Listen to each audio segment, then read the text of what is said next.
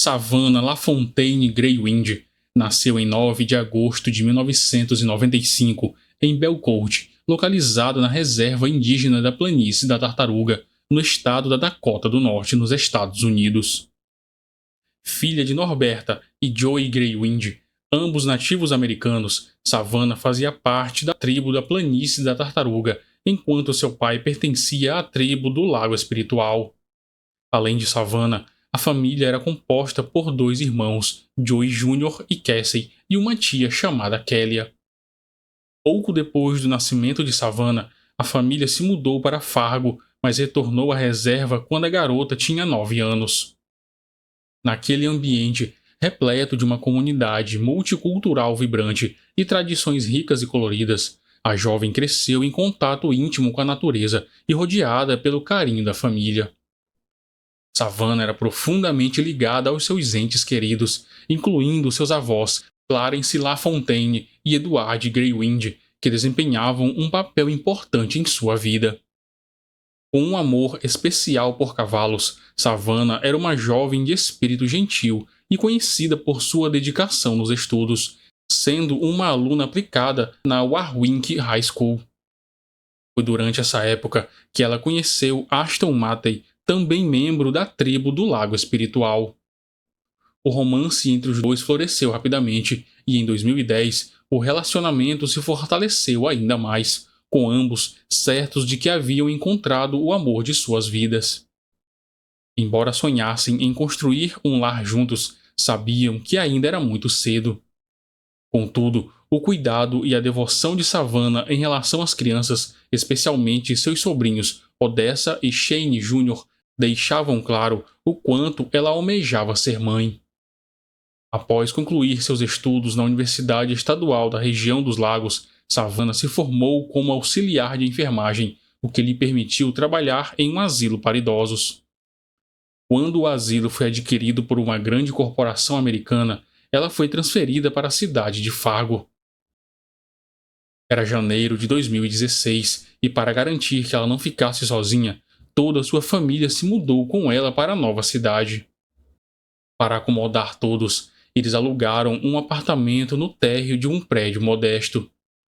Ashton, que vivia e trabalhava em Minneapolis, a cerca de 400 quilômetros de distância, fazia questão de visitá-los sempre que possível. Durante essas visitas, discutiam sobre a possibilidade de economizar dinheiro para finalmente viverem juntos. No andar de cima do prédio onde Savannah e sua família moravam, vivia um casal peculiar, Brooke Lynn Cruz e William Ho. Brooke, nascida em 4 de julho de 1979, tinha uma presença inquietante. Embora tivesse crescido na Flórida em uma família aparentemente normal, sempre foi uma jovem problemática.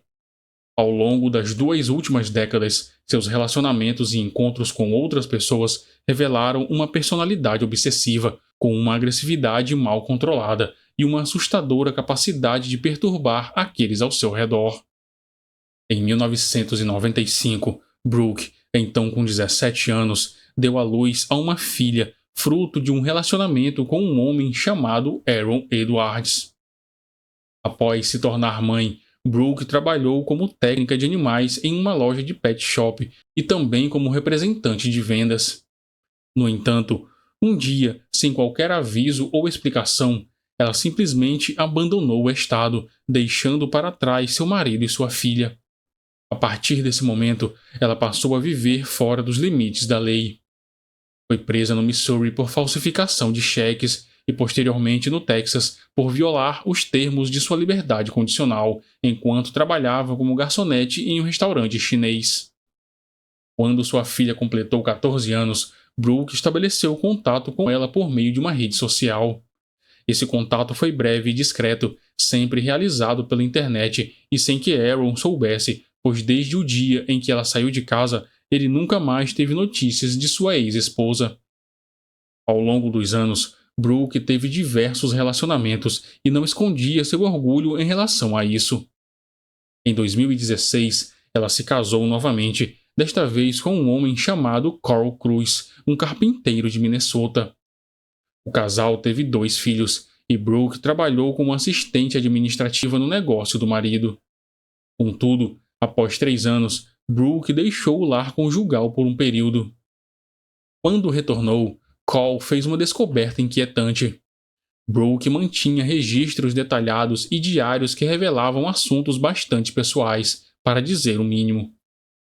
Cole ficou atônito ao descobrir que Brooke gostava de anotar meticulosamente detalhes sobre seus inúmeros casos amorosos. Embora a infidelidade fosse perturbadora, o que realmente o abalou foi o conteúdo restante dos escritos. Ela registrava minuciosamente informações sobre partos e abortos, incluindo uma lista de itens que considerava necessários para interromper uma gestação. Nos anos de 2010 e 2011, Brooke visitou a Austrália. Durante esse período, sofreu um aborto espontâneo e foi informada pelos médicos de que não poderia mais ter filhos.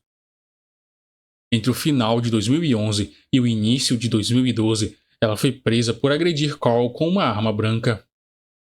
Logo após ser liberada, ela viajou novamente para a Austrália, desta vez utilizando uma identidade falsa. Durante uma batalha judicial pela guarda dos filhos, Carl afirmou em uma declaração juramentada que Brooke frequentemente fugia de seus problemas, citando suas viagens à Austrália como exemplo disso. Enquanto seguia com sua vida conturbada, Brooke conheceu, por meio de um aplicativo de encontros, um chefe australiano chamado Andrew Murray. Sem pensar 2 vezes, ela se mudou para as Blue Mountains e se casou com ele. No entanto, logo Andrew descobriu as inúmeras mentiras que envolviam sua nova esposa. Brooke havia ocultado sua verdadeira identidade, além de esconder que tinha filhos e já havia sido casada antes. Apesar de todas as mentiras, Andrew continuava apaixonado e determinado a salvar seu casamento. Ele permaneceu ao lado de Brooke, mas logo começou a notar um comportamento obsessivo por parte dela. Brooke se tornou obcecada por crimes reais, dedicando-se a estudar a psicologia de criminosos famosos. Ela passava a maior parte do tempo lendo livros sobre o assunto, que também dominava suas conversas. No início, Andrew achava que era apenas um hobby estranho, mas inofensivo. No entanto, sua visão mudou drasticamente quando Brooke começou a ameaçá-lo. Andrew percebeu que algo estava profundamente errado. O clima em casa se tornou insuportável e Brooke parecia cada vez mais agressiva. Quando Andrew sugeriu que ela retornasse aos Estados Unidos para cuidar de seus filhos, a situação piorou ainda mais.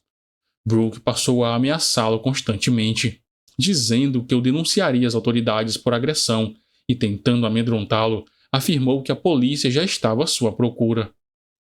Cansado dos constantes delírios de sua esposa, Andrew tomou a decisão de se dirigir à delegacia mais próxima para se colocar à disposição das autoridades. Ele não tinha nada para esconder e queria esclarecer a situação. Os policiais confirmaram que não havia nenhuma acusação registrada contra ele, mas notaram que algo estava errado em relação ao comportamento de sua esposa. Andrew relatou a eles o tormento que estava vivendo, mencionando as mensagens de texto ameaçadoras que recebia e os documentos de imigração falsificados com nomes fictícios. Brooke passou 6 meses e 10 dias na Austrália antes de retornar aos Estados Unidos em outubro de 2012. Durante 2 semanas após seu retorno, Andrew manteve contato com ela, considerando a possibilidade de se mudar e tentar salvar o casamento. No entanto, logo percebeu que essa ideia não fazia sentido. Preocupado com o comportamento instável de Brooke, ele procurou a polícia de Fargo para alertar sobre o perigo potencial que ela representava. Apesar de suas preocupações, a polícia não deu muita atenção ao caso. Com o tempo, Andrew cortou os laços com Brooke e tentou esquecer esse episódio em sua vida. Ele jamais imaginou até onde Brooke seria capaz de chegar. Ao retornar para os Estados Unidos, Brooke se envolveu em uma acirrada batalha judicial pela guarda dos 2 filhos que tinha com Carl. Quase simultaneamente, No final de 2012, ela iniciou um relacionamento com William Ho, um homem alguns anos mais jovem que ela. Na época em que oficializaram o relacionamento, William havia acabado de cumprir uma pena por negligência e maus tratos a crianças, depois de levar seu filho ao hospital em janeiro de 2011 com fraturas perto da orelha direita. O romance entre Brooke e William evoluiu rapidamente, levando-os a dividir um apartamento no mesmo prédio em Fargo, para onde a família de Savannah se mudou. William, cego por um amor que acreditava ser inabalável, sonhava em construir uma família e um lar ao lado de Brooke. Embora ela tenha demonstrado reciprocidade em relação a seus sentimentos, tudo indica que ocultou de William as dificuldades sérias que enfrentava para engravidar. Na mesma época, Brooke também enfrentou a frustração de perder a guarda de seus 2 filhos para seu ex-marido, ficando apenas com direitos de visita. Ela se sustentava com trabalhos temporários, fosse em lojas ou em diferentes asilos. Com o passar dos meses, seus sentimentos por William mudaram, como registrado em seu diário.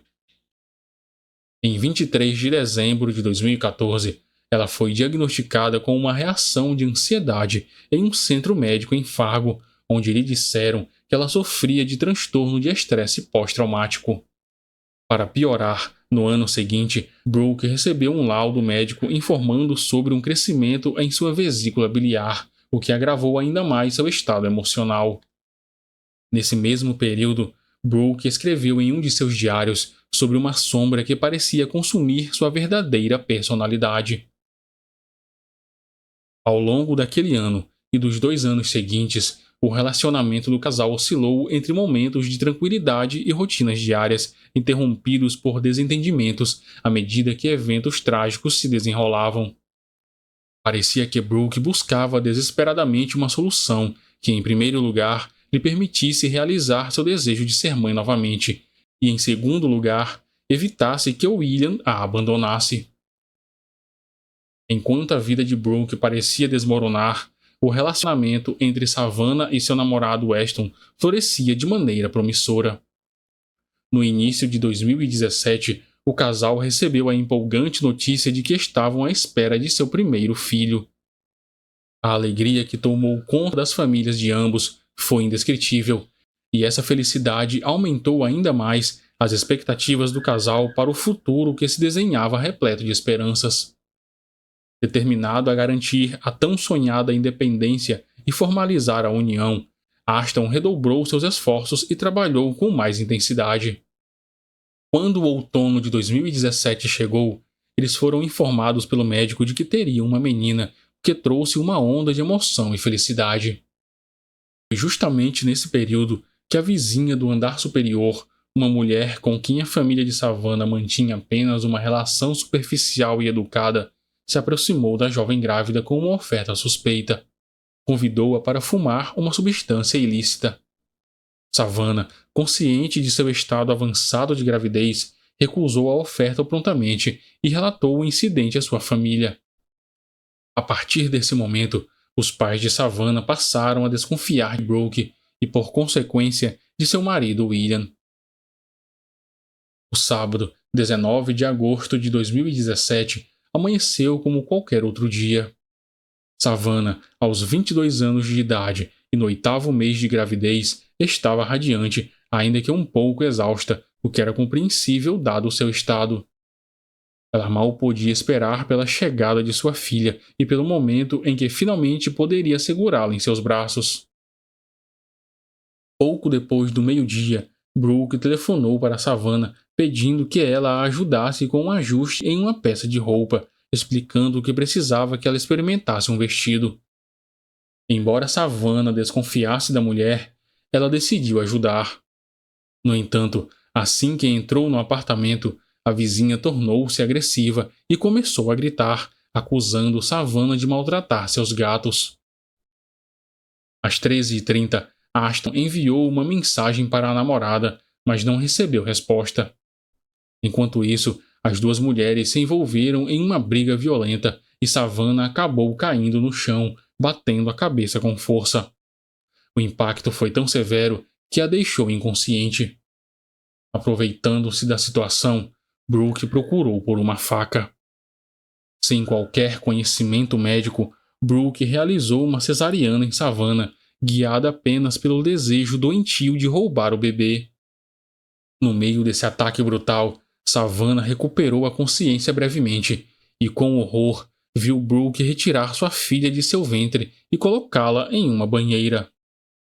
Totalmente debilitada e sangrando muito, Savannah não recebeu nenhum cuidado médico e logo depois, seu coração parou.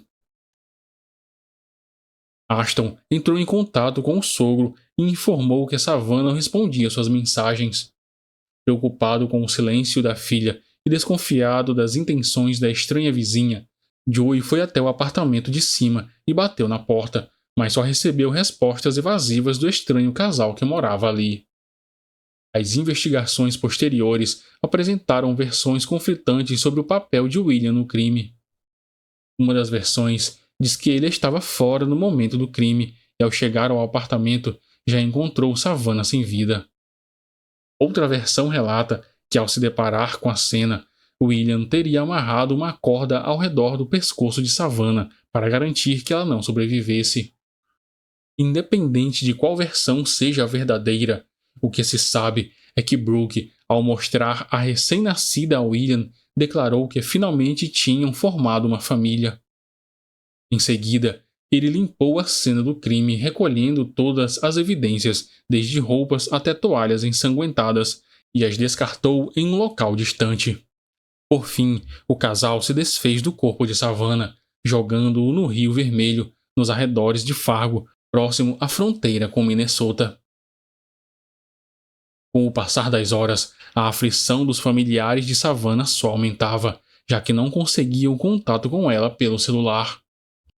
Desesperados, eles decidiram registrar o desaparecimento naquela mesma tarde de sábado. A polícia, ao receber a denúncia, deslocou uma equipe para o endereço da família, chegando por volta das 17 horas. Ao chegarem, os agentes conversaram brevemente com Norberta e Joey, que informaram o último local onde Savannah havia estado. Em seguida, os policiais subiram para bater na porta do casal que morava no andar de cima. Durante essa primeira visita ao apartamento, os policiais não encontraram nada que sugerisse alguma irregularidade, o que os levou a se retirar sem grandes preocupações. No entanto, conforme as horas passavam, sem qualquer sinal da jovem grávida, os policiais voltaram ao apartamento de Brooke e William para realizar um novo interrogatório, na tentativa de obter mais informações. Paralelamente a isso, os investigadores decidiram entrevistar Ashton, que prontamente forneceu sua versão dos acontecimentos, confirmada no dia seguinte. Já no domingo, 20 de agosto de 2017, a polícia fez uma terceira visita ao endereço do estranho casal. Entretanto, Brooke e William mantiveram-se firmes em sua narrativa, e como não havia provas concretas que os incriminassem, os agentes novamente deixaram o local sem respostas. Enquanto isso, Ashton, visivelmente preocupado, começou a procurar Savannah por conta própria. Ele dedicou quase todo o seu tempo a divulgar o desaparecimento dela e a buscar ajuda para encontrá-la. Durante essas horas de angústia, o jovem que estava prestes a se tornar pai não conseguia parar de relembrar o último contato que teve com sua namorada, na esperança de encontrar alguma pista que explicasse seu sumiço repentino.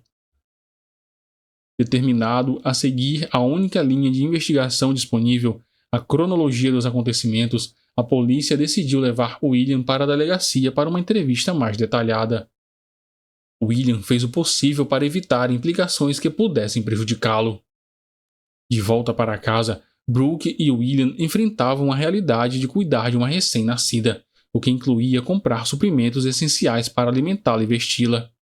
Eles também compartilharam com amigos e familiares a notícia de que haviam se tornado pais, e essa informação rapidamente chegou aos ouvidos dos policiais que investigavam o caso. Com essa nova informação, os investigadores passaram a acreditar que Savannah poderia estar sendo mantida em cativeiro. Na terça-feira, 22 de agosto de 2017, a polícia decidiu agir e invadiu o apartamento de Brooke e William. Ao entrar, os agentes encontraram uma grande desordem e, após removerem um sofá que bloqueava a passagem, descobriram um bebê recém-nascido sobre uma cama. A criança foi imediatamente levada ao hospital para cuidados médicos. Durante as buscas no apartamento, Brooke se recusou a cooperar com a polícia, mas tanto ela quanto William foram levados à delegacia. Lá, William começou a revelar o que sabia. Ele contou que naquela tarde fatídica de sábado, ao chegar em casa, encontrou Brooke com a pequena nos braços, apressada, tentando apagar as evidências do que havia ocorrido. Conforme os detalhes eram desvendados, uma história aterradora começou a emergir. Na quinta-feira, 24 de agosto de 2017, Brooke e William foram formalmente presos, acusados de conspiração para cometer assassinato, sequestro e por fornecer informações falsas à polícia em relação a um bebê. A criança, felizmente, foi encontrada em boas condições de saúde, mas ainda era necessário realizar exames de DNA, que mais tarde se tornariam uma das provas mais contundentes contra os responsáveis pelo assassinato de sua mãe. 3 dias após o desaparecimento, o corpo de Savannah foi descoberto nas margens do Rio Vermelho, envolto em plástico e fita adesiva. A autópsia revelou que a jovem foi vítima de violência homicida, mas o legista não conseguiu determinar se a causa da morte foi perda de sangue ou asfixia. Os exames de DNA confirmaram que a bebê era de fato filha de Savannah. A menina foi colocada aos cuidados dos serviços sociais do condado de Cass e dias depois recebeu o nome escolhido pelos pais biológicos, Hazley Joe. Quando Ashton finalmente pôde segurar sua filha em seus braços, ele compartilhou uma foto emocionante dos dois nas redes sociais. Em meio à tragédia, aquele foi um raro momento de felicidade para ele. Na quarta-feira, 6 de setembro de 2017, ao cair da tarde, uma vigília foi realizada em homenagem a Savannah. Na manhã seguinte, quinta-feira, 7 de setembro, o velório aconteceu na igreja da Primeira Assembleia. A cerimônia aberta ao público reuniu quase 1.000 pessoas, entre familiares e amigos, que foram se despedir em um clima de profunda tristeza. Savannah, lembrada como uma jovem carinhosa e gentil, foi homenageada ao som de canções indígenas americanas. Hazley estava presente junto com o pai, e até o prefeito da cidade na época, Tim Mahoney, prestou seu tributo à memória da mãe assassinada.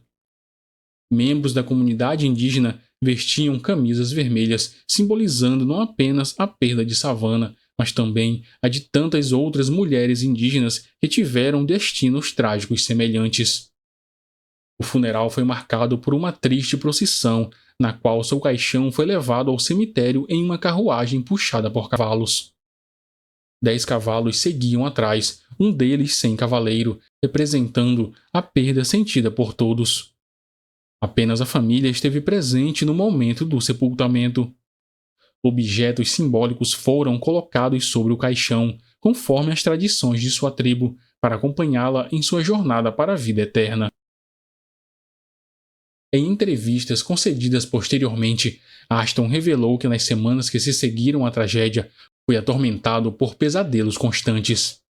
No entanto, ele encontrou consolo no apoio de seus amigos e familiares, que demonstraram solidariedade de várias formas.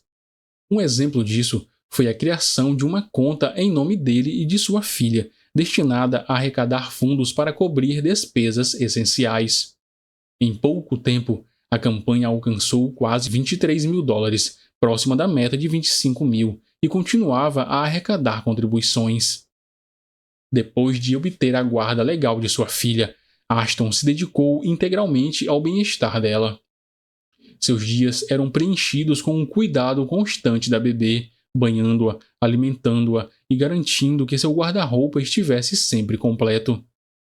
Cada sorriso de Hazley iluminava o rosto de Ashton, que em entrevistas posteriores confessou ter assumido o papel de pai e mãe ao mesmo tempo. Embora estivesse conseguindo criar Hazley com todo o amor e dedicação, Ashton sabia que precisaria de muita força para enfrentar o processo legal contra os responsáveis pela morte de Savannah. Brooke se declarou culpada no início de dezembro de 2017 e seu julgamento ocorreu no mesmo mês. A pequena Hazley, com apenas 6 meses de vida, acompanhava seu pai durante as audiências do tribunal. Foi nesse ambiente de tensão que Ashton finalmente tomou conhecimento dos detalhes macabros que cercaram a morte de sua amada Savannah. Em um momento crucial, a promotora Tanya Johnson Martinez apontou para a criança enquanto ressaltava que Hazley havia dado seu primeiro suspiro de vida no exato instante em que sua mãe teve o último roubado. Ela pediu ao tribunal que condenasse Brooke à prisão perpétua sem a possibilidade de liberdade condicional, argumentando que a mulher era uma ameaça perigosa e desprovida de qualquer compaixão. Por outro lado, o advogado de defesa Steven Minger apelou para uma sentença de prisão perpétua, mas com chance de liberdade condicional, alegando que em seus 38 anos de experiência havia aprendido que todos têm potencial para mudança. Ele ressaltou que a aceitação de responsabilidade por parte de sua cliente era um sinal claro dessa possibilidade. Em fevereiro de 2018, ocorreu a audiência de sentença. Poucos minutos antes do juiz anunciar a decisão final, Brooke dirigiu-se à família da vítima, expressando seu arrependimento pelo sofrimento que causara. Ela reconheceu que nada poderia justificar suas ações e que era impossível reverter o que tinha feito. Após acabar sua fala, Brooke recebeu sua sentença à prisão perpétua sem liberdade condicional pelo crime brutal cometido contra Savannah. Quanto a William, ele optou por um acordo de culpabilidade com a promotoria e cooperou com as investigações. Como resultado, as acusações de conspiração para assassinar Savannah e tomar posse de sua filha foram retiradas. Ele foi julgado por 2 acusações menores: conspiração para sequestrar a bebê e fornecimento de informações falsas às autoridades. No entanto, o juiz Tom Olson atendeu ao pedido da promotoria e classificou William como um criminoso perigoso, citando sua condenação anterior por negligência e maus-tratos a crianças. Essa classificação aumentou a probabilidade de que ele fosse condenado à prisão perpétua e não a 20 anos como era a sentença inicial. Durante sua audiência de sentença, realizada no Tribunal Distrital do Condado de Cass, William demonstrou um profundo arrependimento. Contudo, ao apresentar suas declarações de impacto, Norberta, a mãe de Savannah, declarou que o arrependimento do réu não era suficiente para ela. Ela pediu que William enfrentasse todo o rigor da lei, uma vez que suas ações, juntamente com as de sua namorada, foram cruéis e distorcidas. O juiz atendeu ao pedido de Norberta e condenou William à prisão perpétua como um criminoso perigoso, embora com a possibilidade de obter liberdade condicional no futuro. O William recorreu da classificação de criminoso perigoso e, em agosto de 2019, a Suprema Corte da Dakota do Norte determinou que essa classificação era inadequada, ordenando uma nova sentença. Essa segunda audiência ocorreu em 7 de outubro de 2019 e, embora discordando da decisão da Suprema Corte, o juiz foi o mais rigoroso possível e condenou William a 20 anos de prisão. Enquanto os procedimentos judiciais se desenrolavam, a família de Savannah lutava para recuperar um senso de normalidade em suas vidas, empenhando-se especialmente para garantir que a pequena Hayley pudesse crescer de maneira plena, sem que sua vida fosse marcada pelo luto que a tragédia impôs. No Natal seguinte, a família de Ashton e sua filha foi preenchida com alegria e risos. Embora Hazley ainda fosse pequena demais para entender a figura do Papai Noel, sua empolgação ao receber presentes era contagiante. O que mais a encantou foi um carrinho de brinquedo com um bebê dentro, que ela acariciava e beijava sem parar, enquanto seu pai a observava nitidamente emocionado. Para Ashton, esses momentos de ternura ao lado de sua filha tinham um significado especial, especialmente após ter passado por um período sombrio. Depois de enfrentar uma fase de extremo estresse e dor, Ashton compartilhou com a imprensa que sentia um imenso alívio por finalmente estar vivendo uma vida mais calma e estável ao lado de Hazley. Determinado a criar um futuro melhor, Ashton se matriculou em um curso de administração de empresas em uma faculdade comunitária. Hazley, por sua vez, crescia feliz no pré-escolar, onde adorava brincar com outras crianças. Ela era especialmente apaixonada pela música Baby Shark, que cantava e dançava incansavelmente, enchendo a casa de energia e risadas. Nessa época, Hazley já começava a pronunciar suas primeiras palavras, e seu pai, querendo vê-la feliz, lhe presenteou com um gatinho. Mesmo com recursos financeiros limitados, Ashton se dedicava não apenas aos estudos, mas também buscava um emprego que oferecesse um salário melhor. Ele se sentia profundamente grato pelo apoio que recebeu através de uma campanha de arrecadação de fundos, cujo dinheiro ganho foi utilizado para comprar um carro e fazer melhorias na casa modesta onde ele e Hazley viviam. Enquanto Ashton e Hazley celebravam o Natal com a família, o pensamento em Savannah nunca o abandonava. Como ele expressou, sabia que a lembrança dela o acompanharia para sempre, pois jamais conseguiria esquecê-la. Embora desejasse que Savannah estivesse ao seu lado para testemunhar o crescimento de sua filha, Ashton encontrava conforto ao ver que Hazley era uma menina profundamente amada e feliz.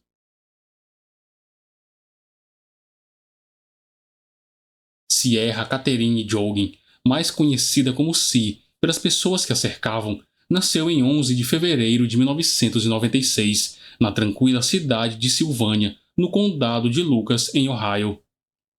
Filha de Sheila Buck e Tom Joughin, Sierra cresceu em uma família grande e misturada. Ela tinha 2 meio-irmãos por parte de pai, Kyla e Carson Joughin, e após a separação dos pais, sua mãe começou um relacionamento com um homem chamado Matt, de onde vieram mais 2 meio-irmãos, Hunter Buck e Eva. Desde cedo, Sierra demonstrava uma grande paixão por esportes e era muito ativa fisicamente. Durante seus anos na Evergreen High School, ela foi uma peça-chave no time de vôlei, onde permaneceu até se formar em 2014. Ao ingressar na Escola de Negócios da Universidade de Toledo para cursar Gestão de Recursos Humanos, sua paixão pelo esporte não diminuiu, e ela continuou a jogar vôlei em times amadores da universidade. Embora esses jogos não fossem competitivos, serviam como uma válvula de escape e uma forma de manter sua paixão ativa. Para aqueles que a conheciam, Sierra era uma jovem cativante, sempre cheia de energia e com uma capacidade única de fazer os outros se sentirem acolhidos. Sua tia, Tara Ice, destacava a maneira como Sierra era capaz de quebrar barreiras sociais, mesmo com as pessoas mais tímidas, conquistando a todos com seu jeito amigável. Ela tinha uma personalidade que irradiava calor e sempre estava cercada de amigos. Sua simpatia e beleza natural chamaram a atenção de Joshua Kolazinski, ou simplesmente Josh, seu amigo desde os 10 anos de idade. Em 2009, no ensino médio, a amizade entre eles se transformou em algo mais e logo começaram a namorar. O relacionamento permaneceu sólido ao longo dos anos e em 2016 já cogitavam o casamento, embora Sierra quisesse focar em sua carreira antes de dar esse passo importante.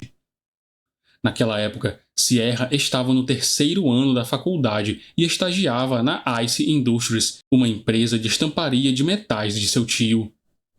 Ela tinha planos claros para o futuro. Após se formar, pretendia trabalhar no setor de recursos humanos da empresa. Dedicada e grata pelas oportunidades que surgiam em sua vida, Sierra sabia aproveitar cada momento. Na universidade, além dos estudos, era membro ativa da fraternidade empresarial Alpha Kappa Psi. Descrita por familiares como determinada e com um ótimo senso de humor, a jovem tinha muitos sonhos e uma personalidade vibrante que unia todos ao seu redor. Ela adorava organizar atividades em família, o que era facilitado pelo fato de seus avós, sua tia e seus primos morarem próximos. Juntos, eles frequentemente faziam passeios pelo lago Coldwater, e Sierra valorizava esses momentos em família tanto quanto sua vida agitada na cidade. Seu amor por cavalos e viagens era notável, sendo a Itália um dos destinos que mais a marcou. No meio de 2016, Sierra ainda morava com sua família em Metamora, no condado de Fulton, mas com o início do novo semestre, estava prestes a se mudar para a casa da tia, para ficar mais perto da universidade. No entanto, o que prometia ser o início de uma nova fase na sua vida acabou em uma tragédia inimaginável. Na tarde de terça-feira, 19 de julho de 2016, Sierra saiu de casa de bicicleta para visitar Josh, que morava por perto. Eles haviam combinado de ir ao cinema no dia seguinte para assistir A Vida Secreta dos Bichos. Após passarem algumas horas juntos, Sierra decidiu voltar para casa por volta das 18h45. Josh a acompanhou por um trecho do caminho em sua motocicleta, até que chegaram a um ponto onde as estradas desertas, cercadas por milharais, se cruzavam. Aproveitando o momento, Josh gravou um curto vídeo do passeio que depois compartilhou nas redes sociais. Quando chegaram a County Road 6, próximo à escola onde Sierra estudara no ensino médio, ela insistiu que não precisava de mais companhia, pois já estava perto de casa. Então os dois se despediram com um beijo e prometeram se falar mais tarde, assim que ela chegasse em casa. No entanto, Sierra nunca chegou. Aquela foi a última vez que alguém a viu com vida. Às 20 horas, preocupado por não ter notícias, Josh enviou uma mensagem para saber se Sierra havia chegado bem. Quando não obteve resposta, ligou para ela, mas o telefone só chamava. Nervoso, ele ligou para Sheila, a mãe de Sierra, que também não sabia do paradeiro da filha, e ao verificar, notou que sua bicicleta não estava no lugar de costume. Desesperada, Sheila pegou o carro e, junto com Josh, começou a procurar por Sierra na região. Sem sucesso em encontrar a garota, eles foram até o departamento de bombeiros local e relataram o desaparecimento a um policial. As buscas começaram de imediato.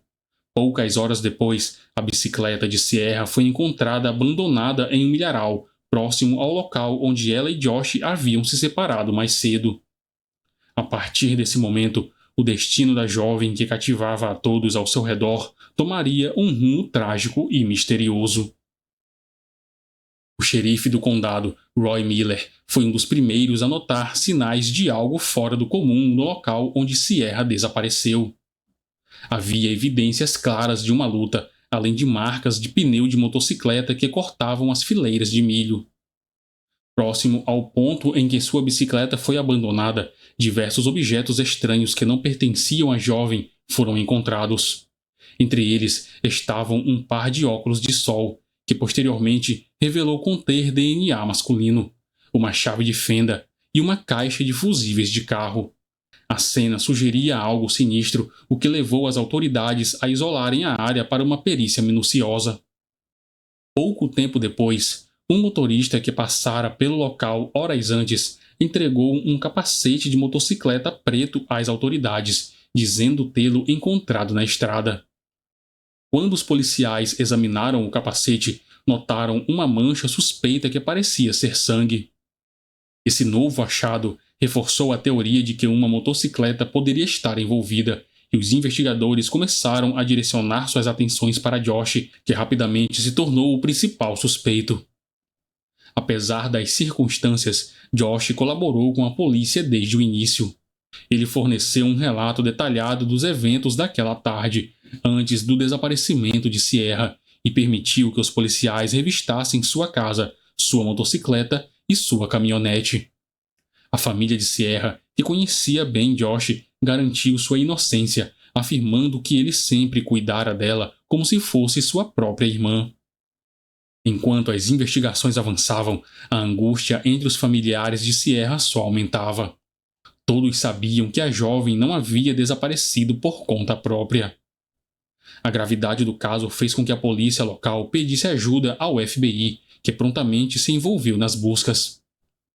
As autoridades dos estados vizinhos também foram notificadas, ampliando o alcance das investigações. A comunidade se uniu em uma demonstração de solidariedade. Centenas de voluntários se mobilizaram para vasculhar os vastos milharais em busca de qualquer pista que pudesse trazer Sierra de volta. Uma página no Facebook intitulada Tragam Sierra para Casa foi criada e rapidamente atraiu mais de 2.500 pessoas que compartilhavam informações e acompanhavam os desdobramentos do caso.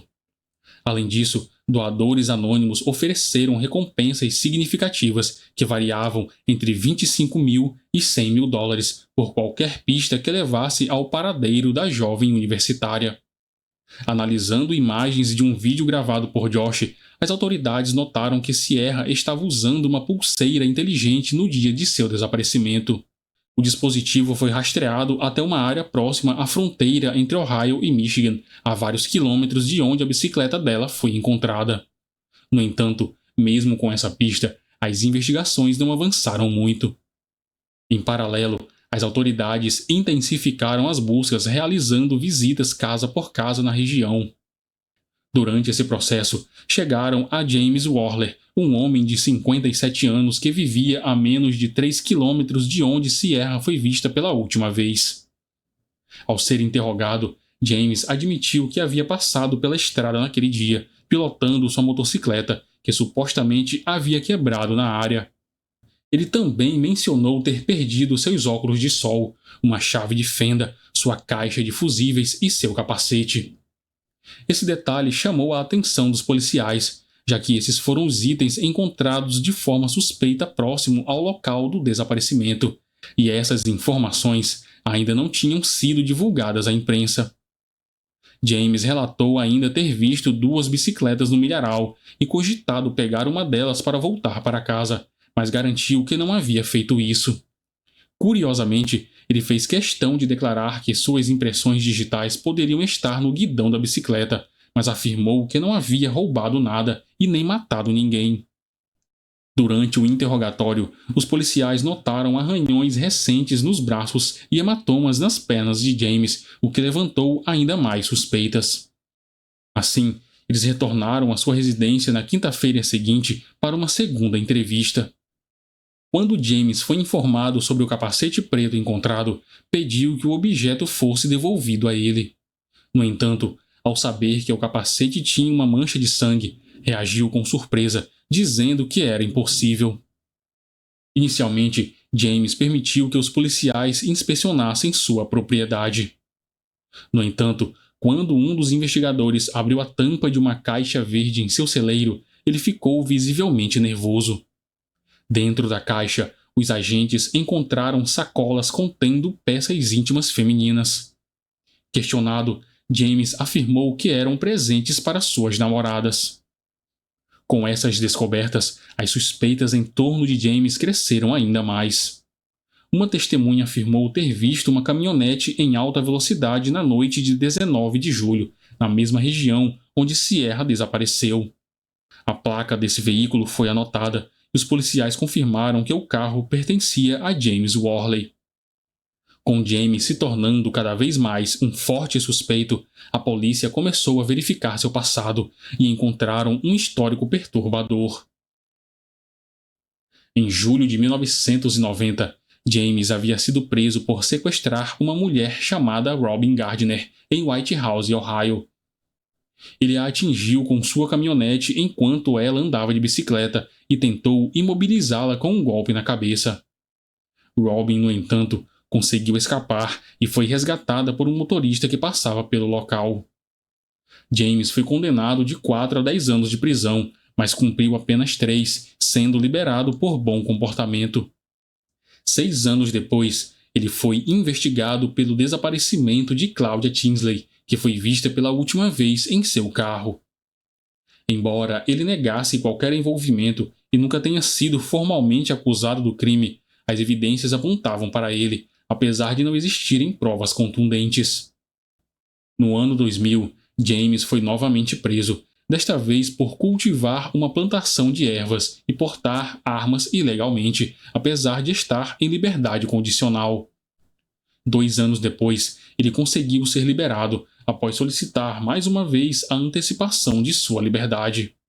Com base no seu vasto histórico criminal e nas semelhanças entre o caso de Robin Gardner e o desaparecimento de Sierra, as autoridades conseguiram obter o mandado de busca e apreensão para investigar a propriedade de James.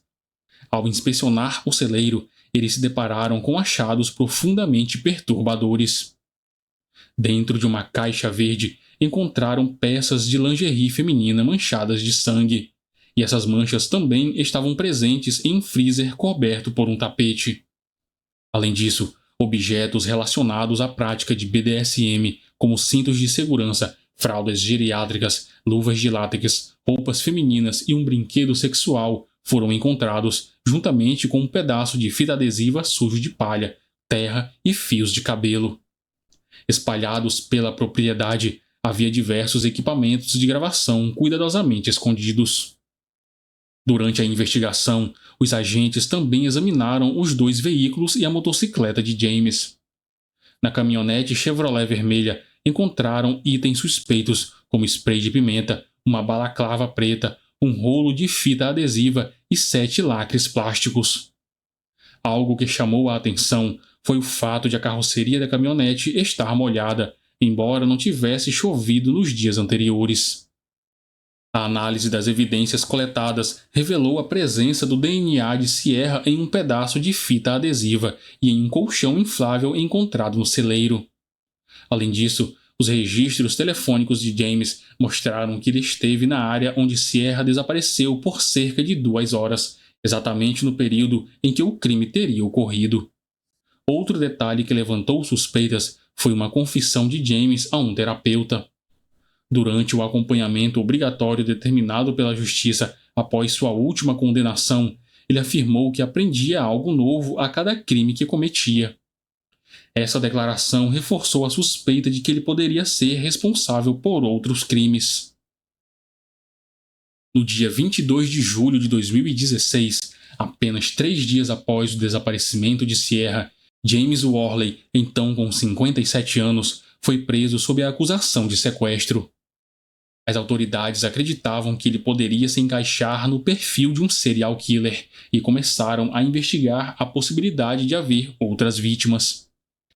Apesar das buscas minuciosas na propriedade de James, nenhuma pista sobre o paradeiro de Sierra foi encontrada. Contudo, por volta das 18 horas daquele mesmo dia, o corpo da jovem foi descoberto em uma cova rasa, próxima a County Road 7, em Delta, a poucos quilômetros da propriedade de James. Sierra, que tinha apenas 20 anos, foi encontrada com os pulsos algemados e os tornozelos amarrados.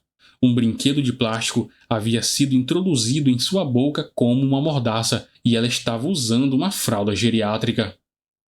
A autópsia revelou que a causa da morte foi asfixia, provocada pela mordaça, que foi inserida com tanta força que alguns dos dentes da garota estavam quebrados. Apesar da brutalidade do crime, não havia sinais de agressão sexual e seu corpo estava intacto.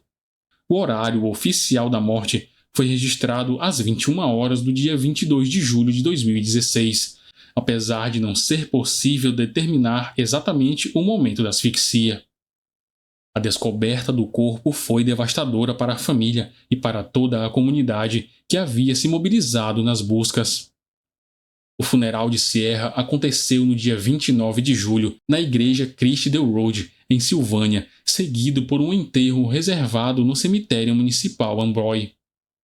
Em vez de flores, a família pediu doações para o fundo de bolsas de estudo em memória de Sierra Jogging, criado com o dinheiro arrecadado inicialmente para financiar suas buscas.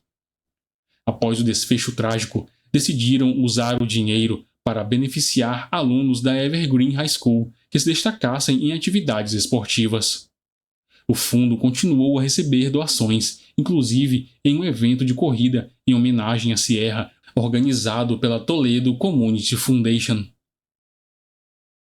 Em 19 de agosto de 2016, James foi levado ao Tribunal de Apelações Comuns do Condado de Fulton, onde foi formalmente acusado de 19 crimes, incluindo 2 homicídios qualificados, sequestros, assaltos à mão armada, porte ilegal de arma e abuso de cadáver.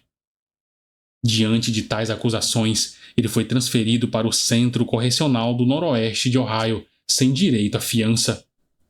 Durante a leitura das acusações, James se declarou inocente. O julgamento, inicialmente previsto para setembro de 2017, foi adiado para janeiro de 2018 e depois novamente para março do mesmo ano.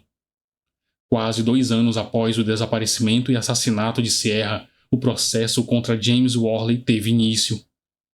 A família de Sierra Jogging compareceu a todas as audiências, com o juiz reservando 24 lugares para familiares e amigos acompanharem o julgamento de perto. A promotoria, que buscava a pena de morte por homicídio qualificado, argumentou que James teria avistado Sierra enquanto passava de motocicleta por ela e, decidido a atacá-la, se escondeu no milharal, aguardando o momento certo para agir. Quando Sierra se aproximou de James, ela não imaginava o perigo que estava prestes a enfrentar.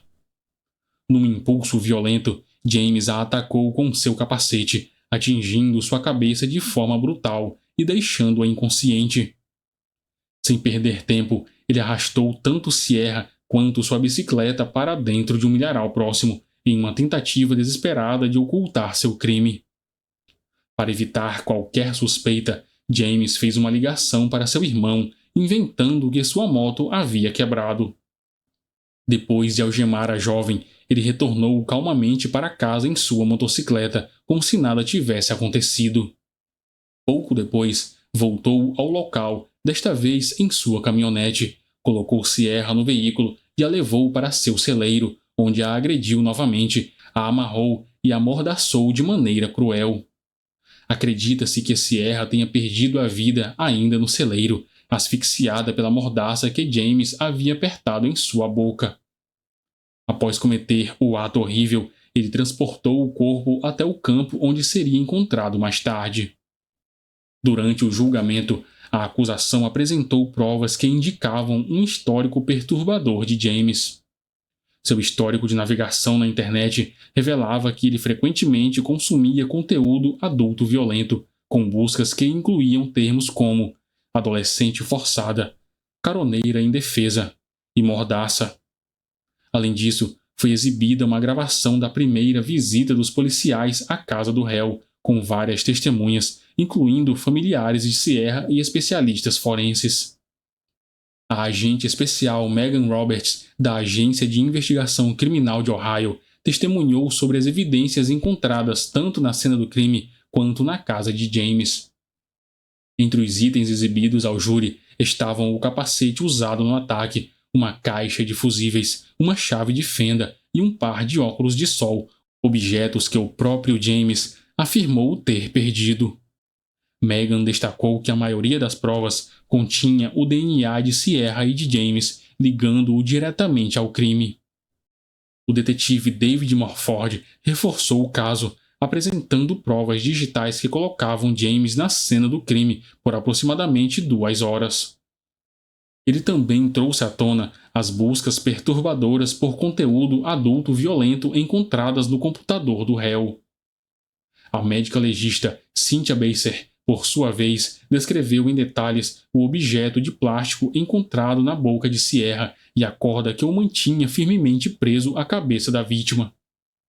Segundo Cynthia, o processo de asfixia teria durado vários minutos, durante os quais Sierra provavelmente sofreu intensamente. Robin Gardner, vítima de uma tentativa de sequestro em 1990, também prestou depoimento. Ela relatou os eventos daquele dia aterrorizante, pelos quais Jamie foi condenado, mas cumpriu apenas 3 anos de prisão. A defesa de James se apoiou no testemunho de 2 pessoas próximas a ele. Mark Fobb, um antigo amigo, reconheceu a motocicleta de James, uma Honda 750 dos anos 70, e confirmou que havia dado o capacete ao réu como presente há muitos anos. Já Jeffrey Whitaker, outro amigo, confirmou que ele e James costumavam fumar ervas e assistir conteúdo adulto juntos. Jeffrey também mencionou que, em certo momento, James falou sobre a construção de um estúdio de filmes adultos em seu celeiro, o que, segundo a defesa, justificava a presença dos itens estranhos e câmeras na propriedade. Além disso, Jeffrey relatou que a moto de James apresentava problemas elétricos, embora nunca o tenha deixado na mão. James, por sua vez, manteve sua versão dos fatos, negando ter cruzado com Sierra no dia do desaparecimento. Ele afirmou que os itens encontrados na cena do crime foram deixados ali dias antes, quando sua moto teria quebrado. A defesa também alegou que o baixo nível de DNA de James no capacete sugeria que outra pessoa poderia ter usado o objeto para atacar Sierra. Além disso, mencionaram o depoimento de uma testemunha que relatou ter visto um homem vestindo uma bermuda vermelha, agachado no milharal no momento do desaparecimento de Sierra. Como essa bermuda não foi encontrada na propriedade de James, a defesa argumentou que ele não poderia ser o homem visto pela testemunha.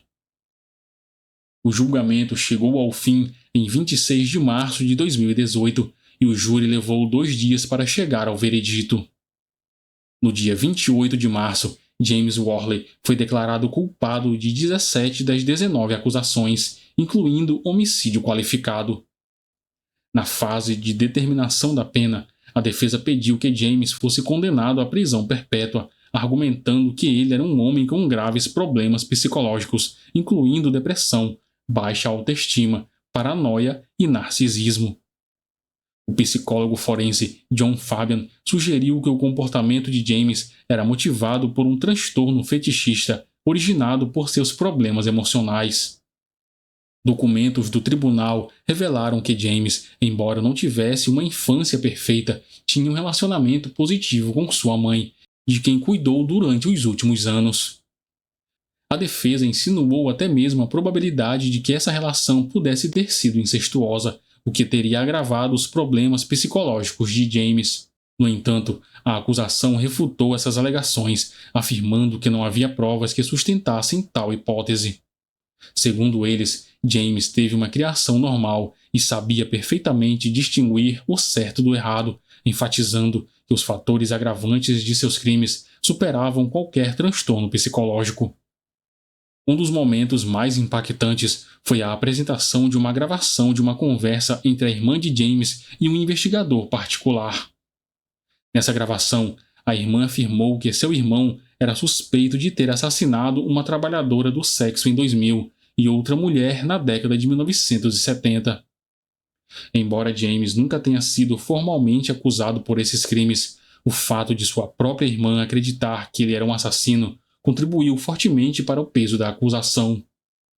Antes de ser sentenciado, James fez uma declaração de 45 minutos direcionado à família de Sierra. Seu discurso foi descrito como confuso e desconexo, o que levou muitos dos presentes, especialmente familiares e amigos da vítima, a deixarem a sala quando ele se referiu a Sierra como uma garota bonita. Em 16 de abril de 2018, o juiz Jeffrey Robinson pronunciou sua decisão sem hesitar. Recomendou a pena de morte para James, deixando claro que, em sua visão, não havia dúvida alguma sobre a culpa do réu. Além disso, James foi sentenciado a outras penas severas: 11 anos por sequestro, 8 anos por agressão, 11 meses por porte de ferramentas de arrombamento e mais 36 meses tanto por adulteração de provas quanto por porte ilegal de armas.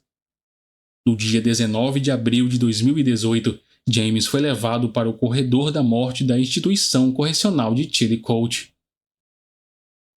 A execução foi inicialmente marcada para 3 de junho de 2019. No entanto, a defesa entrou com diversos recursos, o que resultou no adiamento da data 2 vezes. Já em julho de 2020, os advogados de James submeteram uma petição à Suprema Corte de Ohio, buscando anular a condenação e solicitar um novo julgamento. Entre as alegações, destacavam-se a incompetência do advogado que o representou inicialmente, a falta de provas suficientes sobre os transtornos mentais de James e o que consideravam ser uma série de violações processuais cometidas pelo júri. Os defensores também argumentaram que a proximidade dos membros da comunidade com o caso havia comprometido a imparcialidade do júri, uma vez que alguns jurados poderiam ter conhecidos entre os familiares da vítima. Ainda assim, o recurso foi negado.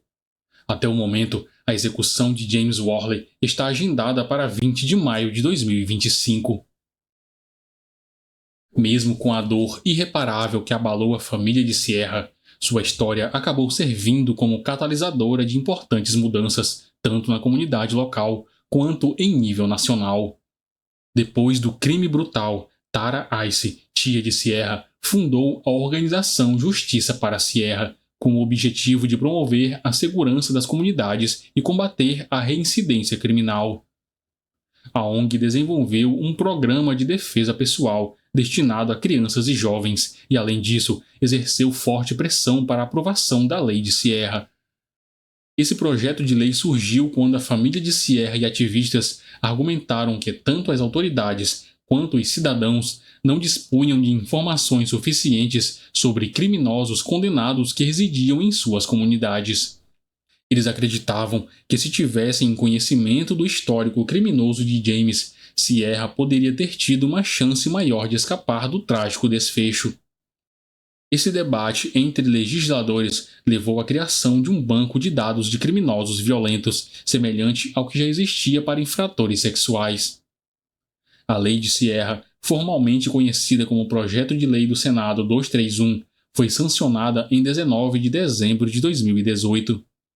Essa legislação criou um banco de dados acessível ao público e às autoridades, permitindo que qualquer pessoa pudesse consultar se criminosos violentos viviam em suas redondezas.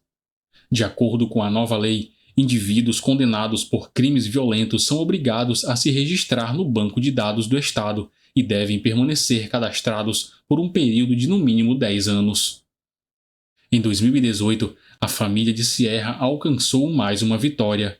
Eles ganharam uma ação civil por homicídio culposo contra James Worley, o que resultou na transferência da propriedade do criminoso para a família Joughin. A primeira providência tomada pela família foi a demolição do celeiro de Worley. Segundo Sheila, a mãe de Sierra, eles evitavam passar perto da propriedade, pois o local trazia lembranças dolorosas dos últimos momentos da jovem. A demolição do que a mídia chamou de o celeiro do terror levou a algum alívio, permitindo que a família finalmente pudesse apreciar a paisagem da região, sem reviver o pesadelo da tragédia. Embora nada pudesse trazer de volta a jovem vibrante e cheia de vida que tanto amavam, o legado de Sierra continua vivo.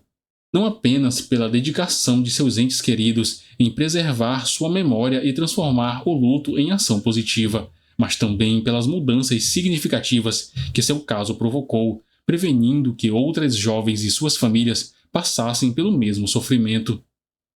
A brutalidade do caso contra Sierra chocou a todos e deixou uma comunidade inteira em luto. Mas em meio a essa dor, a família encontrou forças para transformar a tragédia em um movimento por justiça e segurança.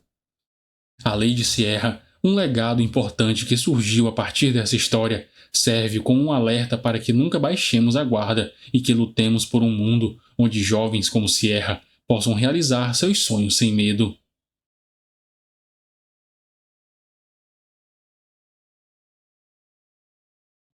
A narrativa de hoje nos transporta para a cidade de Costa Mesa, na ensolarada Califórnia, onde uma sequência de eventos inesperados abalou toda a comunidade.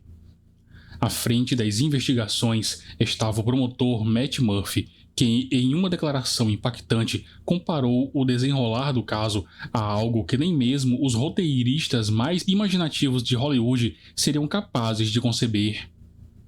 Segundo Murphy, o que no início parecia uma ocorrência rotineira, logo se transformou em uma história que fugia completamente do previsível. No centro desse trágico enredo estavam dois jovens, Samuel Hur, um veterano militar de 26 anos, e Julie Kibuishi, uma estudante universitária de apenas 23. O ponto de virada aconteceu no dia 21 de maio de 2010, quando ambas as famílias foram tomadas pelo pânico ao perceberem que haviam perdido o contato com eles. O silêncio de Julie, em particular, deixou seus pais extremamente preocupados. Por volta do meio-dia, a família Kibuichi decidiu agir, informando a polícia que a jovem não respondia às ligações ou mensagens, algo muito fora do habitual para ela. Apesar da angústia dos familiares, as autoridades inicialmente trataram a situação com descaso. Os agentes argumentaram que, por se tratar de uma mulher adulta, não havia necessidade de registrar um desaparecimento de imediato, especialmente considerando que era fim de semana. Sugeriram então que aguardassem mais algumas horas.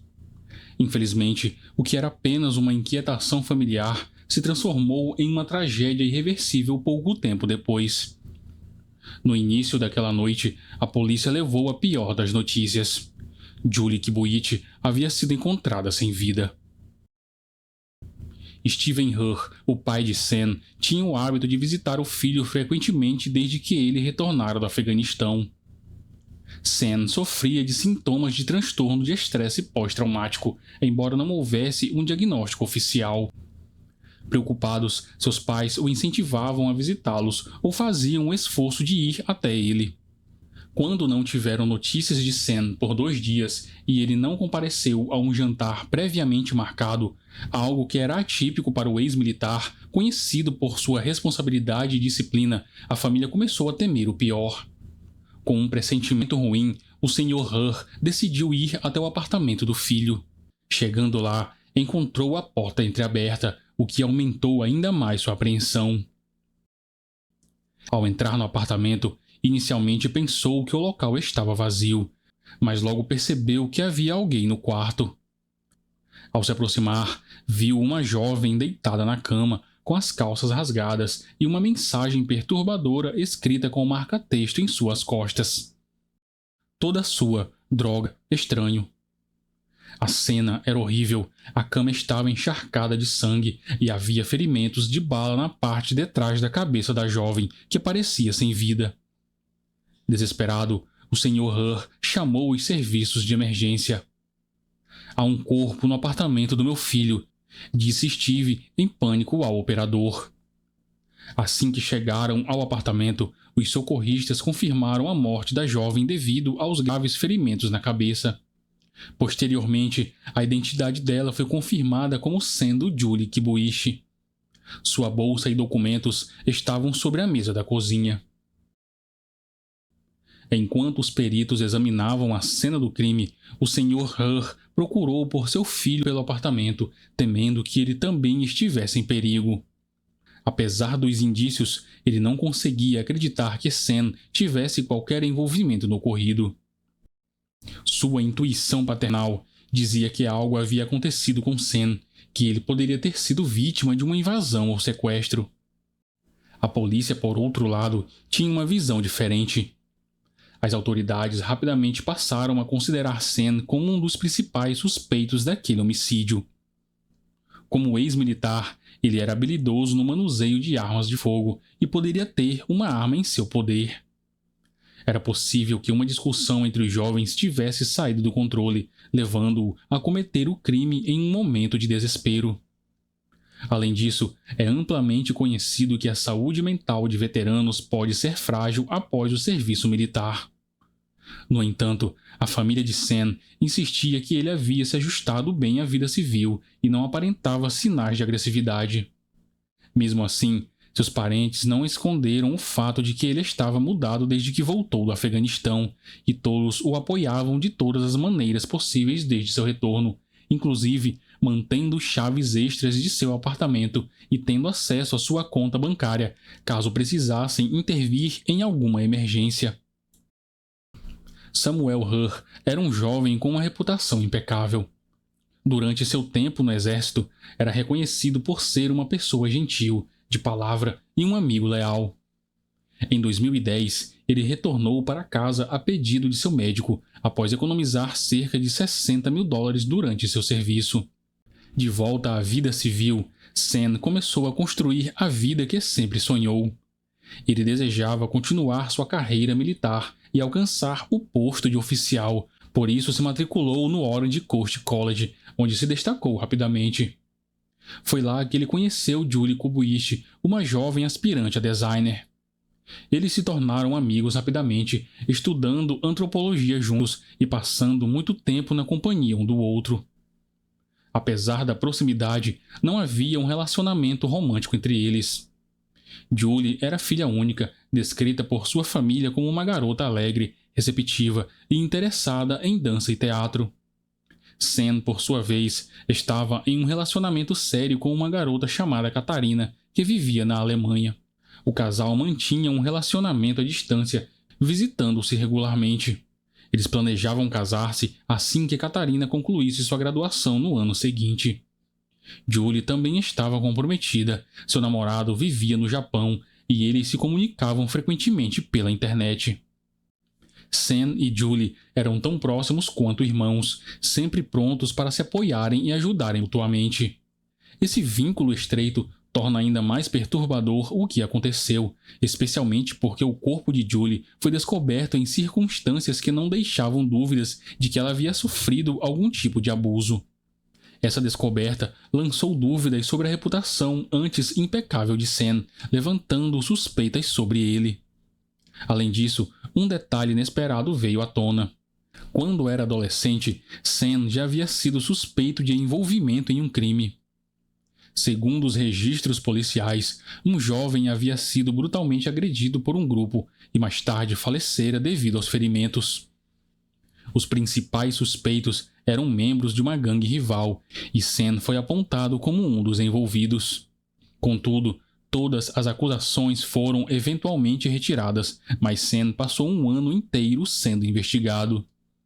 Esse evento passado acabou reforçando as desconfianças da polícia quanto à sua suposta tendência à violência e suas possíveis ligações com o mundo do crime.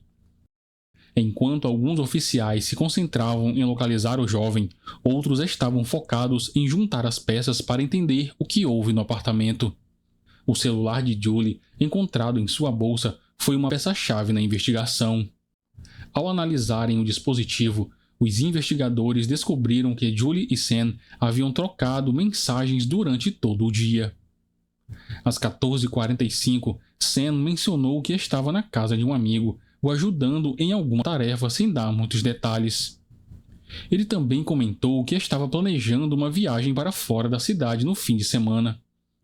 No entanto, por volta das 23 horas, Sam enviou outra mensagem, agora demonstrando estar perturbado e expressando o desejo de se encontrar com Julie. Ele pediu que ela fosse até sua casa à meia-noite para conversarem. Naquela noite, Julie estava com seu primo e a noiva dele, jantando em um restaurante e discutindo os preparativos para o casamento, no qual Julie seria a dama de honra. Após receber a mensagem de Sam, ela deixou o encontro e foi até a casa dele. Ao chegar, Julie enviou uma última mensagem para seu irmão, informando que havia chegado e mencionado que ouviu soluços vindos do interior da casa. Sem imaginar o perigo que a aguardava, ela entrou em uma armadilha mortal. Os detetives acreditavam que Sam havia retornado para casa sob o efeito de algo, talvez perturbado com algum acontecimento e querendo desabafar, já que sua namorada Catarina não estava presente. Ele então entrou em contato com Julie, sua amiga da faculdade. Durante a conversa, algo pareceu dar errado, fazendo com que Sam perdesse o controle e atacasse Julie. Contudo, uma questão permanecia sem resposta. Se ele estava em busca de intimidade, por que teria tirado a vida dela? Não havia sinais de que Julie tinha resistido. Seu corpo não aparentava marcas de defesa e a casa estava em perfeita ordem, como se nada tivesse acontecido.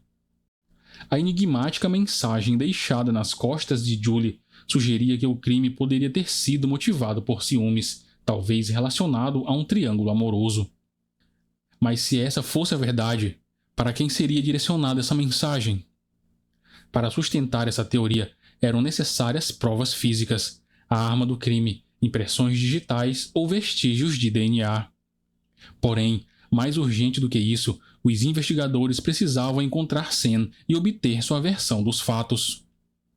Enquanto isso, os detetives estavam focados na investigação e decidiram rastrear a atividade bancária de Sam. Eles sabiam que se ele estivesse fugindo, precisaria de dinheiro, e a intuição deles estava certa. No dia seguinte ao crime, foram feitos grandes saques no cartão dele. No entanto, as câmeras de vigilância dos caixas eletrônicos mostraram outra pessoa no lugar de Sam, um jovem de 16 anos chamado Wesley Freilich. Os passos de Wesley, que usava um boné de beisebol, foram rapidamente identificados. Ele havia pedido uma pizza e pagou com o cartão de Sam. O jovem foi localizado e conduzido à delegacia para prestar depoimento. Durante o interrogatório, o adolescente se mostrou confuso, sem entender o que estava acontecendo. Quando os policiais perguntaram como ele havia conseguido o cartão, Wesley explicou que nunca havia conhecido Sam e que estava ouvindo o nome dele pela primeira vez. O adolescente confessou que recebeu o cartão de seu amigo Daniel Wozniak, um homem de 26 anos. Ele contou que o dono do cartão estava preso e precisava de dinheiro. Wesley conhecia Daniel muito bem e, sem hesitar, decidiu ajudá-lo.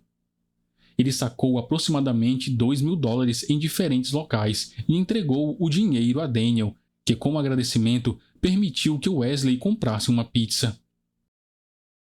Wesley e Daniel eram atores e trabalhavam juntos em um teatro comunitário. Wesley admirava o talento e o carisma de Daniel, mas apesar do entusiasmo, a carreira no teatro não pagava bem. Daniel vivia de forma modesta, mas era ambicioso. Alguns meses antes, ele havia pedido sua colega de trabalho, Rachel Buffett, de 22 anos, em casamento, e ela aceitou. O casal era inseparável e a cerimônia de casamento estava se aproximando. A polícia decidiu prender Daniel em um momento inoportuno, durante sua despedida de solteiro. Naturalmente, ele não ficou nada contente. No dia 26 de maio, durante o interrogatório, Daniel admitiu conhecer Sam e confirmou que o havia visto alguns dias antes. Eles eram vizinhos em um mesmo complexo de apartamentos que incluía diversas comodidades, como piscina, academia, área de recreação e churrasqueira. Ele havia se mudado para o local no início de 2010 e desde então se encontravam ocasionalmente. Em seu depoimento, Daniel afirmou que sacou dinheiro no cartão de Sam a pedido do próprio Sam. Segundo ele, o vizinho o envolveu em um esquema fraudulento, do qual ele se arrependia profundamente. Daniel alegou que Sam lhe pediu para sacar dinheiro e, em seguida, denunciaria o cartão como roubado ao banco, solicitando um reembolso. Em troca, Sam prometeu a Daniel uma boa porcentagem do valor. Precisando de dinheiro, Daniel aceitou a proposta duvidosa. Eu concordei, mas pedi a Wesley que fizesse isso, para que meu rosto não fosse capturado pelas câmeras de vigilância e me ligasse à fraude, explicou Daniel. Ele também acrescentou que viu Sam pela última vez em um carro, acompanhado por um homem que usava um boné de beisebol preto. Ele afirmou não saber para onde eles foram. Curiosamente, sua noiva Rachel contou a mesma história, mas seus relatos pareciam pouco convincentes e Daniel estava visivelmente nervoso. Por isso, os detetives decidiram esperar um pouco antes de pressioná-lo novamente. Nessa mesma época, uma estação de rádio foi contatada por um músico de jazz local chamado Chris, que disse conhecer Daniel muito bem. Chris contou que algumas semanas antes havia emprestado $2.000 a Daniel para ajudá-lo a pagar o aluguel. Em 21 de maio, às 10h30, Daniel pediu a Chris que passasse em sua casa para pegar o dinheiro. No entanto, em vez de devolver o valor total, Daniel entregou apenas $400, explicando que era tudo o que tinha no momento e prometendo ligar assim que conseguisse mais dinheiro. Naquele momento, Daniel, Rachel e outra pessoa estavam presentes. Mais tarde, Chris reconheceu a outra pessoa como Sam Herr, o homem que todos estavam procurando nas notícias. Na manhã de 22 de maio, Daniel voltou a entrar em contato com Chris e pagou a dívida. Ao saber desses novos detalhes, os pais de Sam tiveram a esperança de que seu filho ainda estivesse vivo e sendo mantido refém. Após essa revelação, Daniel apresentou outras versões dos fatos durante o segundo interrogatório. Ele contou que na manhã de 22 de maio, Sam apareceu em sua casa, visivelmente agitado. Quando questionado sobre o que havia acontecido, Sam confessou ter feito algo terrível. Ele havia tirado a vida de um amigo. Em resposta, Daniel sugeriu que ele fosse à polícia, mas Sam o ameaçou, dizendo que se mais alguém soubesse, haveria problemas não apenas para ele, mas também para Daniel e Rachel. Temendo por sua segurança, Daniel seguiu todas as instruções de Sam. Ele o levou até o endereço especificado e depois Sam entregou seu cartão de crédito a Daniel, dizendo que não precisava mais dele e que o cartão poderia ser útil para o casal. Daniel admitiu que estava confuso na época e não sabia como agir. Ele sabia que Sam havia servido na guerra e temia o que poderia acontecer. Quando o investigador perguntou por que ele havia mudado seu depoimento, Daniel explicou que estava com medo, temendo ser considerado um cúmplice. Os detetives não se convenceram da história contada por Daniel Wawrzyk. Ficou evidente que ele estava escondendo algo, mostrando-se evasivo e tentando se justificar a todo custo. Quando as autoridades solicitaram uma amostra de DNA para eliminá-lo como suspeito, Daniel permaneceu em silêncio, como se estivesse ponderando suas opções. Depois de algum tempo, ele acabou confessando que esteve no apartamento de Sam e que havia presenciado a cena do crime, o que implicava que ele poderia ter deixado vestígios de seu DNA no local. Eu sabia que Sam guardava uma quantia significativa de dinheiro, então decidi pegá-la, já que ele estava fugindo, explicou Daniel ao justificar suas ações. Ao mesmo tempo, ele jurava que não havia tirado a vida de Julie, embora todas as evidências apontassem para ele. Neste momento, as suspeitas dos detetives se consolidaram. Para eles, estava claro que o suspeito mentia, e por isso decidiram usar a estratégia clássica do policial bom e policial mau.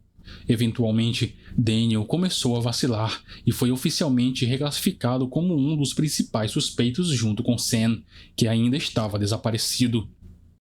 Com isso, a investigação passou a considerar que várias pessoas poderiam estar envolvidas no assassinato de Julie. A peça final desse quebra-cabeça surgiu de uma conversa entre Rachel e Daniel. Rachel aparentemente não percebeu que estava sendo monitorada e acabou fazendo uma revelação comprometedora. Durante a prisão de Daniel, sua noiva se manteve estranhamente calma, como se o casamento cancelado não a afetasse, o que sugeria que ela sabia mais do que deixava transparecer. Seu envolvimento no crime não foi descartado. Em uma visita, Rachel mencionou a Daniel que havia entregado uma mochila ao irmão dele, conforme solicitado. Essa gravação foi adicionada ao processo e apresentada no tribunal, tornando-se uma evidência crucial no caso. Após essa conversa com sua noiva, o suspeito foi novamente interrogado pelos investigadores. Daniel agora parecia confuso e acuado, como se finalmente percebesse que não havia mais como negar. Sem saída, ele confessou tudo de uma vez. À medida que relatava os fatos, sua confiança crescia e ele até sorria em alguns momentos. Ele iniciou sua confissão dizendo: "Eu tirei a vida dos dois porque sou louco." Em seguida, detalhou como havia executado o que ele considerava o crime perfeito.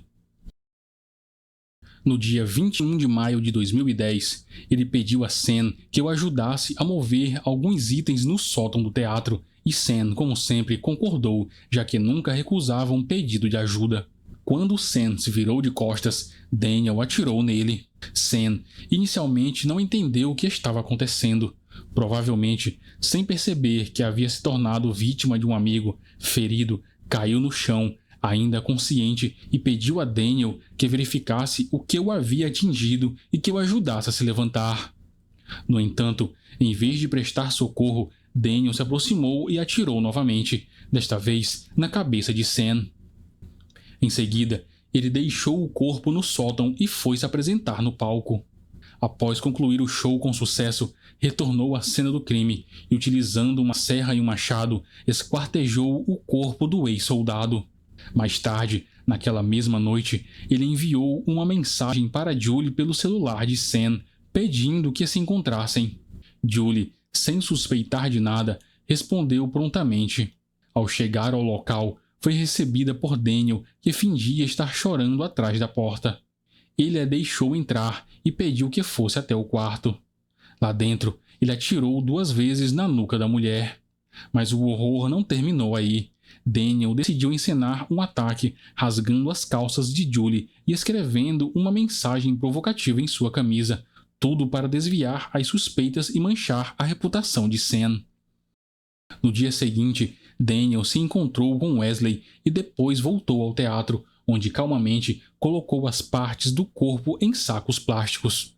Algumas delas, incluindo a cabeça, foram colocadas em um saco grande e descartadas em um parque sem sequer se preocupar em enterrar os restos mortais. Durante seu relato, Daniel mencionou que achou suas ações divertidas. Ele então revelou onde havia deixado os pedaços do corpo de Sam. Apesar de sua confissão detalhada, Daniel não se considerava culpado e solicitou a presença de um advogado. Ao ouvir a versão do criminoso, os detetives apresentaram sua própria teoria. Para eles, não se tratava de um louco, mas de um criminoso frio e calculista, movido pela ganância financeira. Eles sabiam que Daniel precisava de dinheiro e tinha dívidas consideráveis. Ele também desejava um casamento luxuoso, mas não tinha os recursos necessários para isso. Talvez, durante um de seus encontros, Sam tenha confiado a ele que possuía uma quantia significativa de dinheiro em sua conta, o que despertou em Daniel a ideia de um plano sanguinário. Ele decidiu incriminar Sam e encenar o crime. Inicialmente, os investigadores acreditaram por muito tempo que o homem desaparecido era o culpado. Em 29 de maio de 2010, os restos mortais de Sam Herr foram encontrados. E como foi relatado por Daniel, ele havia sido brutalmente esquartejado. Sua cabeça e algumas partes do corpo foram descobertas no Eldorado Park, enquanto seu torso foi localizado no Liberty Theater, dentro da base de treinamento conjunto das Forças Armadas em Los Alamitos. Os detetives descobriram uma mochila cheia de evidências, localizada nas proximidades da casa dos pais de Daniel. Dentro dela, havia vários pertences pessoais de Sam, incluindo roupas, um celular e uma carteira. A investigação se aprofundou com uma busca minuciosa na residência do criminoso e na análise detalhada do histórico de navegação de seu computador, revelando fatos perturbadores. A premeditação de Daniel ficou clara através de suas pesquisas no Google.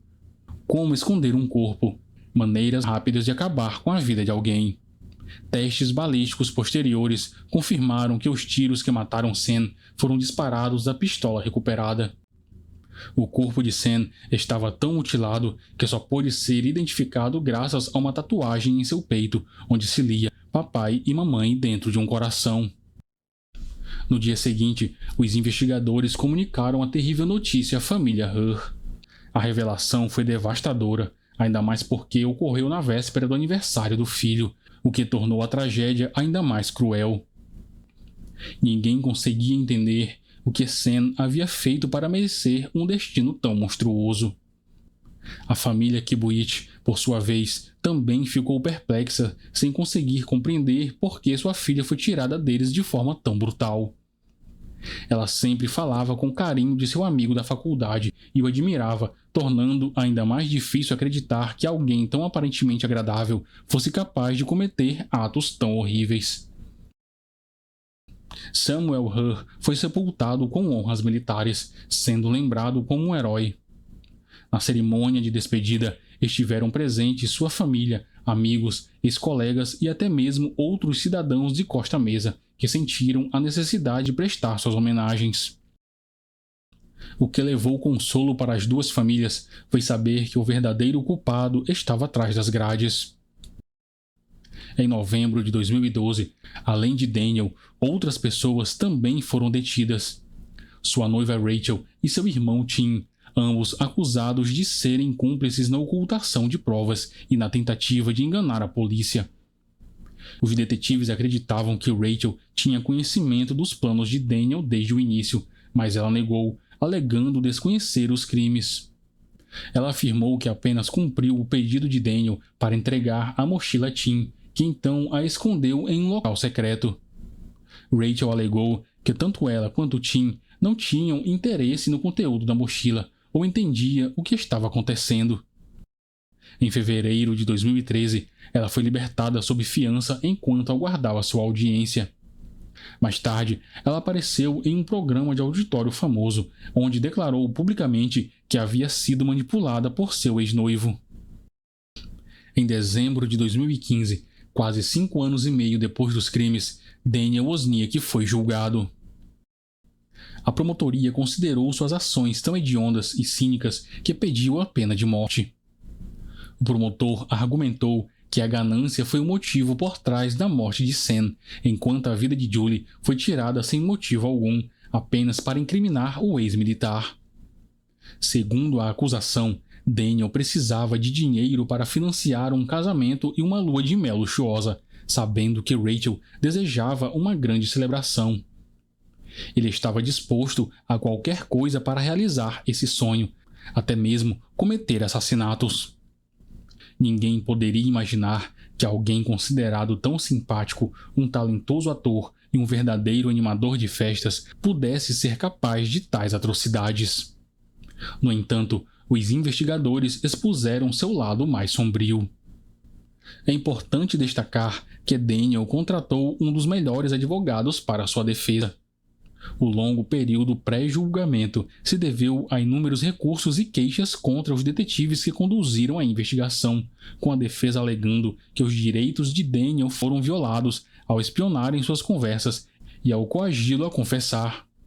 Simultaneamente, a defesa tentou argumentar que ele era mentalmente instável, mas exames e especialistas não identificaram distúrbios psicológicos significativos durante a investigação. Daniel parecia apreciar a notoriedade que o caso lhe trouxe.